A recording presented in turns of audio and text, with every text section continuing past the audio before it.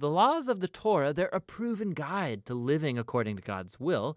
How will non-Jewish Christians learn this? Paul responds in chapters 5 and 6 by describing how Jesus' transforming presence through the Spirit is the key. The laws of the Torah are good. They're wise, Paul says. In fact, they can all be summarized, as Jesus did, in the command to love your neighbor as yourself. But the laws, good as they are, they did not give Israel the power to obey them.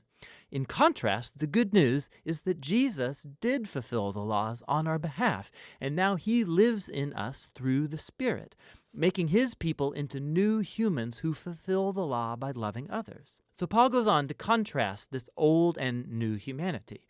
The habits of the old humanity are obvious. These are behaviors that dehumanize people, they destroy relationships and whole communities. And while the laws of the Torah prohibited these behaviors, Jesus actually put them to death on the cross. So when a person trusts in Jesus and lives in dependence on the Spirit, his life becomes theirs and produces what Paul calls the fruit of the Spirit. This is Jesus' way of life that he wants to reproduce in his family so that they become people of love, joy, peace, patience, kindness, goodness, faithfulness, gentleness, and self-control.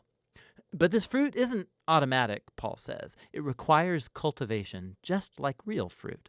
Or in his words, if we live by the Spirit, we have to keep in step with the Spirit. This requires intentionality. We have to learn how to prune off our old habits and cultivate new ones. And as we do so, we find ourselves carried along by the Spirit, as Jesus reshapes our minds and hearts and makes us into people who love God and others. And in this way, Jesus' people fulfill what Paul calls the Torah of the Messiah.